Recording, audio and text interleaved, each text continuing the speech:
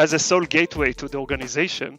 So you probably understand that accessing into the access control system, the identity management system, can grant you the full visibility and control over the entire virtual data center, cloud data center of the company. And Okta falls, everything falls afterwards. Now, people ask me, okay, so tell me, what actually the attacker will do once he's inside? He wants to steal data, maybe. He wants to sneak in. He wanted to make changes into the system. And the promise that we give the customer is that you don't need to think what the attacker would do because you have full control of the situation. In our case, when we back up all the data that is required in order to recover the system, you don't need to actually perceive what the attacker will do. You will be able both to understand what were the changes that he made during the time period, and in case that he made changes, you can also recover these changes back to normal.